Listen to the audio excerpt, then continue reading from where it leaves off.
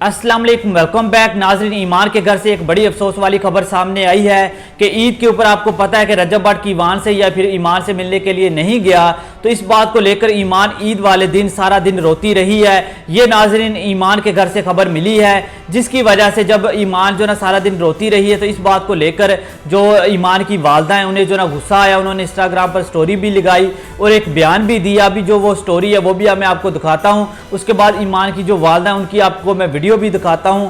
तो नाजरीन, ये बड़ी अफसोस वाली खबर सामने आई है कि ईमान इस बात को लेके कि रजब भट्ट की ईमान से मिलने या मुझे मिलने के लिए क्यों नहीं आया, इस चीज़ को लेके वो परेशान भी रही और रोती भी रही है, जिसकी वजह से गुस्से में जो ना ईमान की वालदा ने इंस्टाग्राम पर स्टोरी लगाई और रजब को टारगेट करते हुए काफ़ी सारी बातें की। तो पहले आपको मैं ईमान की जो वालदा उनकी स्टोरी पढ़ के सुनाता हूँ, उसके बाद ईमान की जो वालदा उनकी मैं वीडियो भी दिखाऊंगा। तो फिर उस बात करते हैं मजीद इसके ऊपर रजब भट्ट का क्या रिएक्शन आया है और रजब भट्ट आखिर क्यों ईमान से मिलने के लिए नहीं गया, ये भी मैं आपको बताऊंगा। तो पहले आप जो ना ईमान की वालदा उनकी इंस्टाग्राम स्टोरी जो है ना वो आप पढ़ें। तो नाजरीन, ये है ईमान की वालदा की इंस्टाग्राम स्टोरी। तो मैं थोड़ी थोड़ी पढ़ देता हूँ। ईद गुजर गई, हम सब ने जोशो खरोश से सुनते इब्राहिमी अदा की, लेकिन अजीब बात यह है कि सब ने खुशी खुशी जानवर तो कुर्बान कर दिए। क्या किसी ने अपने अंदर के इंसान की ज़िद, अपना घुमंड और तकब्बर पर भी छुरी चलाई? ये दिन सिर्फ जानवर कुर्बान कर देने का दिन नहीं है, ये दिन है उस अंदर के इंसान को मार देने का जो तकब्बर में जीता है, जो नफ़रत में जीता है या जीता है, जो सिर्फ खुद को सही समझता है, अपने फरीज़े को अदा नहीं करता। सवाल ये है, क्या सिर्फ सुन्नत अदा कर देने से इन सब की माफ़ी मिल जाएगी? तो नाजरीन, असल में ईमान की वालदा को जो ना रजब भट्ट के ऊपर गुस्सा आया, क्योंकि ईमान ईद वाले दिन रोती रही, तो उसने गुस्से में ये स्टोरी लगाई रजब भट्ट को टारगेट करते हुए, जिससे उसने कहा कि घुमंड, जो खुद को सही समझता है, फरीज़ा अदा नहीं किया, मतलब वो ईमान से मिलने के लिए नहीं आया, ईमान से मिलने के लिए नहीं आया। आप सबको पता है कि रजब भट्ट ने ईमान को तलाक नहीं दी, वो इसके निकाह में है। तो जो ना रजब भट्ट का फ़र्ज़ बनता है वो अपनी बीवी से भी मिलने आए और अपने बेटे से भी मिलने आए। आपको पता है कि औरतों के भी, जो आपकी वाइफ है उसके भी हुकूक होते हैं। तो उसके अलावा ईमान बड़ी परेशान हुई इस बात को लेकर, तो वो ईद वाले दिन रोती रही। तो इसी वजह से गुस्से में जो ना फिर ईमान की वालदा ने ये स्टोरी लगाई। तो नाजरीन, एक और वीडियो देख लें, फिर जो ना कुछ अहम बात आप लोगों के साथ जो ना मैं करूँगा। तो पहले आप ये वीडियो देख लें। चलो मैं भी देती हूँ, लगाती हूँ खाना, नहा लो अपनी दिन। हाँ। अब मैं बहुत थक चुकी हूँ, अब मैं भी बस खाना वाना दे के तो लेटूँ। आज तो ईद का दिन ऐसे बस गुजर गया। हाँ, हम तैयार भी नहीं रहे और हम भी नहीं है, हमारे साथ ही मान नहीं तैयार उसकी तबीयत नहीं ठीक। ऐसे ही वो बस थोड़ी परेशान सी लग रही थी, तो इस वजह से वो नहीं रेडी हुई। अब कल इंशाल्लाह होंगे। तो नाजरीन, आपने ईमान की वालदा से सुन लिया, वो परेशान थी, ये वो इसी वजह से परेशान थी कि रजब भट्ट की ईमान से मिलने नहीं आया और ईमान से मिलने के लिए वो नहीं आया। शायद वो उसे उम्मीद थी कि रजब भट्ट जो है इस ईद पर आए और मनाकर मुझे ले जाए।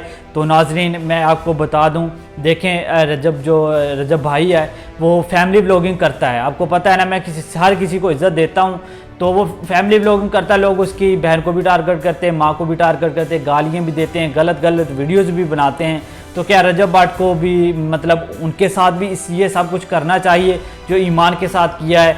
ठीक है, ईमान गलत है, मैं नहीं कहता ईमान ठीक है, ईमान गलत है। ईमान ने जो कुछ भी कर दिया या उसके घर वालों ने, उनसे गलती हो गई, या फिर जो पहला चांस तो आपको पता है सबको देना चाहिए, उनसे गलती हो गई तो आप जो ना उन्हें माफ़ कर दें। अब उन लोगों को पछतावा है, वो इस चीज़ के में जो है कि हमने गलत किया है, उनको पछतावा हो चुका है। आपने अक्सर देखा ईमान की जो वालदा हैं वो परेशान रहती हैं, उनका फेस इस तरह जिस तरह अभी वो जो ना रो के जो ना अभी उसने रोई है, और ईमान को भी आपने देखा है। तो ईमान आजकल बड़ी परेशान रहती है इस चीज़ को लेकर। ईमान की जो वालदा हैं वो बड़ी परेशान है, वो बड़ी, आपको पता अक्सर स्टेटस लगाती रहती हैं, स्टोरी वगैरह।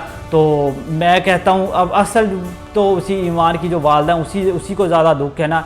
वो समझदार भी हैं, लोग बातें भी उसी को करते हैं कि आपकी बेटी तो घर बैठी है, फ़लाँ है, ये चीज़। उसके अलावा आपको पता है, उससे पता है कि बीवी के क्या हुकूक होते हैं, क्या जो ना जिस तरह रजब भट्ट ने, ठीक है, अगर रजब भट्ट उसके ईमान से मिलने के लिए नहीं जाता मतलब उसने कहा कि मैं मिलने के लिए नहीं जाऊं, लेकिन उसने जो ना तलाक ईमान को नहीं दी, तो ये उसने अच्छा काम किया। लेकिन इस तरह नहीं होता, या तो फिर आप ईमान को छोड़ दो, उसे डिवोर्स दे दो ताकि वो आगे शादी कर ले, या फिर आप उसे वापस ले आएँ। ये अच्छी चीज़ नहीं है, ये तो अल्लाह पाक को भी पसंद नहीं है कि कोई औरत आपके निकाह में है, आप उसके हुकूक पूरे नहीं कर रहे और आप जो ना उसे उसके हाल पर छोड़ा हुआ है। ये चीज़ें गलत हैं।